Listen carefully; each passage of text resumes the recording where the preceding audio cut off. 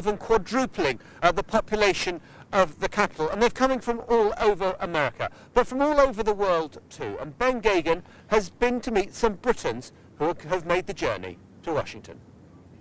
Is it going to be cold in America? It's going to be very cold.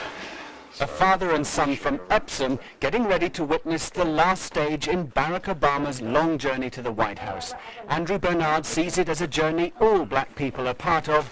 When the election result came through, he made up his mind to go. I'm sure, like millions of people, I just stood there and tears just welled up in my eyes and streamed down my face when I realised the enormity of it. All the emotions were just flooding through, and it was at that point that, I said to my wife, well, I really would like to be there.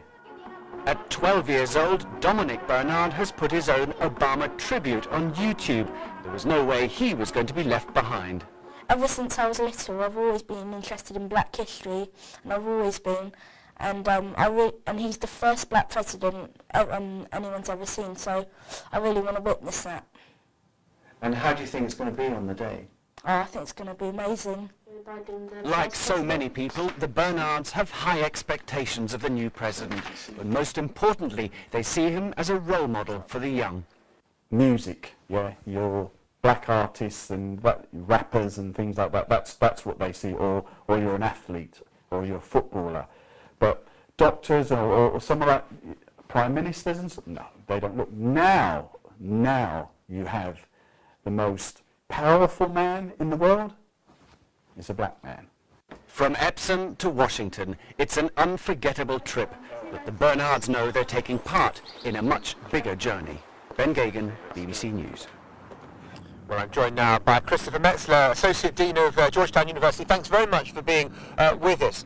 This really is a historic moment, isn't it? Oh, absolutely. It is a historic moment. So many people thought they certainly would never have seen this moment, and so it is definitely a historic moment to have the first black president being inaugurated very shortly. So for many people, it's both a time of hope, and for some people, it's obviously a time of anticipation. So very historic moment in the world, certainly in America, but also in the world as well.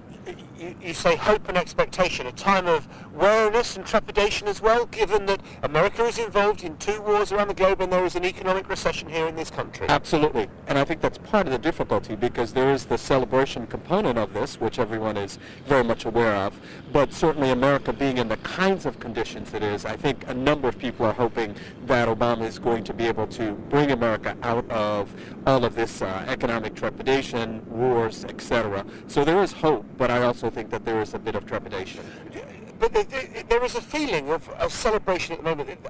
You sense that the Americans want to give him a fair win, to have a go. Yes, absolutely. I think so. I think everyone really, really wants him to succeed, but I think that is tempered also by the reality that, in fact, given everything that's going on, the concern is that we don't have too much, and that is, by that I mean essentially, we are, in a lot of cases what I've heard is he's going to do all of these things, the skies will open, all of those kinds of things. I think in some cases it's going to be the expectations game, and we have to be very careful about not making the expectations too high.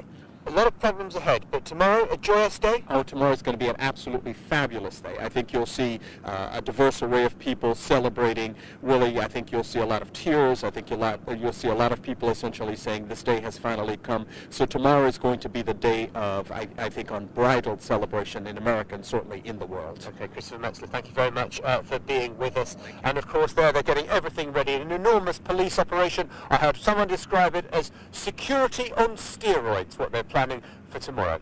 Now, Kate, back to you. John, thank you very much. With the BBC News Channel, we'll have full coverage of Barack Obama's inauguration tomorrow from midday.